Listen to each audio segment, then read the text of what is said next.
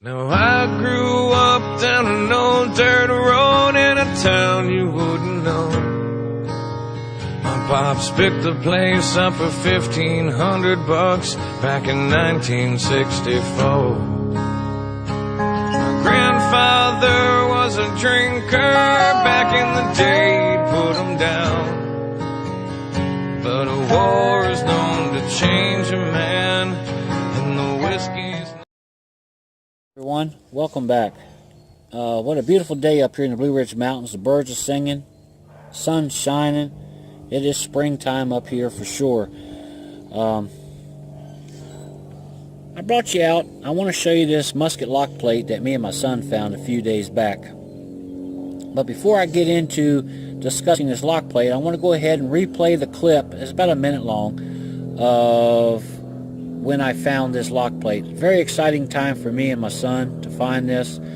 So let me go ahead and show you this clip, and I'll get you back out after you view it. I hit a 44, 46, and about 4 or 5 inches in the ground, man. I pulled up a musket plate where it goes on the side of the gun there. There's the hammer. That's where it would hit the primer. Beautiful musket plate. Beautiful. Great find. Oh man. Definitely going to electrolyze this one. I don't have a musket plate. I've got gun barrels out the yin yang and all that stuff, but I don't have a musket plate. Oh man. Nice. Alright guys, on to the next. Hey everyone, welcome back. Hope you enjoyed that little clip if you hadn't seen it before. Let's get back to this relic right here. This is a musket lock plate. We were in an area that we believe to be an old mill site that's next to the railroad. And we have found several American Civil War items there. We have found K-shot, we have found pistol balls, musket balls, 3-ringers, personal items as of pocket watches with initials on them, and several other items as well. Done some research online for this musket plate. Didn't realize how many musket plates there are. I've looked in relic books as well.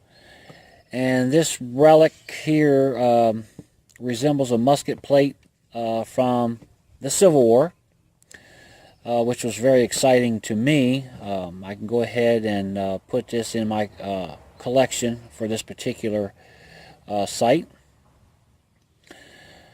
I brought this piece home and I put it in a bucket of water as I normally do with all my relics. I'd like to put it in a cold bucket of water before I get a chance to electrolysis. That will do is take all the debris off and take out majority of the surface rust off. Then I will brush it lightly with a wire brush, and then I will put it in an electrolysis bath. Upon doing that, as you seen on this clip a few minutes ago, this wasn't identifiable at the time. Well, from soaking it in the water and lightly brushing it, I found out that this, because I was wondering where this piece was, and this piece right here would hold a brass emblem on here. And a lot of times they got initials on them, or eagles, or other scenery on these style muskets here. Unfortunately, this piece here wasn't found with the musket plate.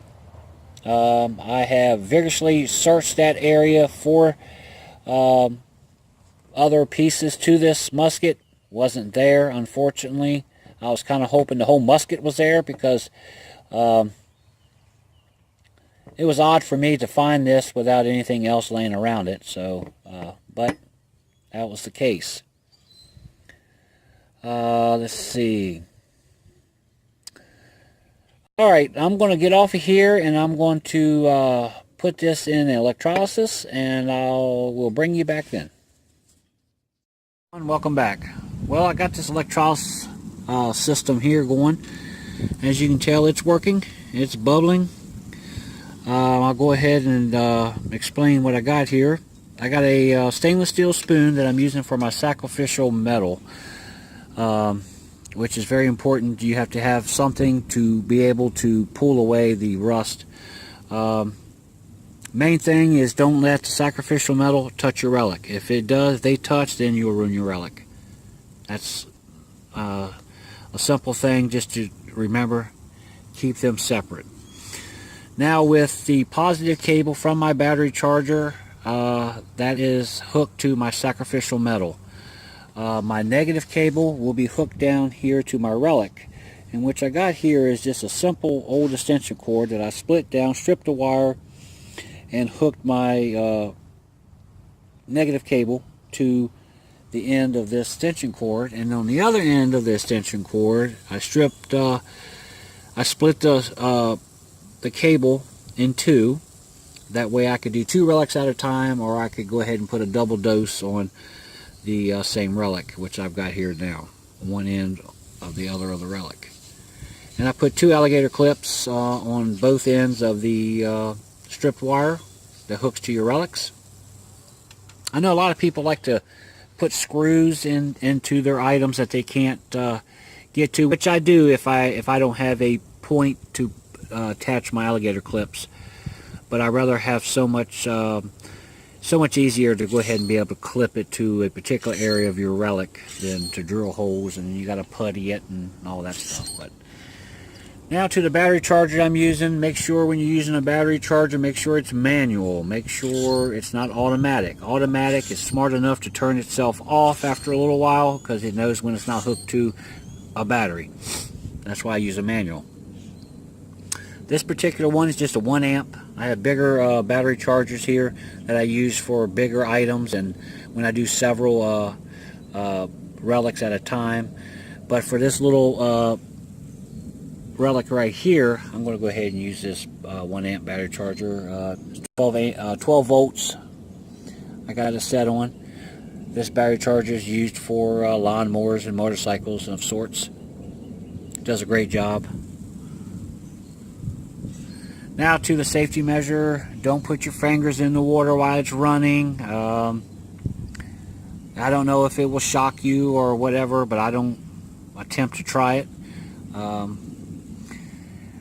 When you're hooking everything up, just make sure you keep it unplugged from the power while you're hooking it all up and setting the relic down in the water and stuff like that. And then once you get everything hooked up, then you can plug it in. I know people say don't plug a battery charger into a extension cord, but I do it all the time and never had an issue, so I do it like that.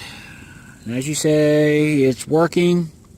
I can see the rust lifting off of it, and I'll get you back out here in a little while to see what the progress is. Hey everyone, welcome back. And as you can tell, look at all that rusty water. It's doing its job here. Here's the lock plate after about 45 minutes to an hour. As you can tell, the screw holes and stuff in there are starting to get more visible. Right in there you can tell the original black metal of this musket plate is starting to come through. That's what I want. Here's the back of it.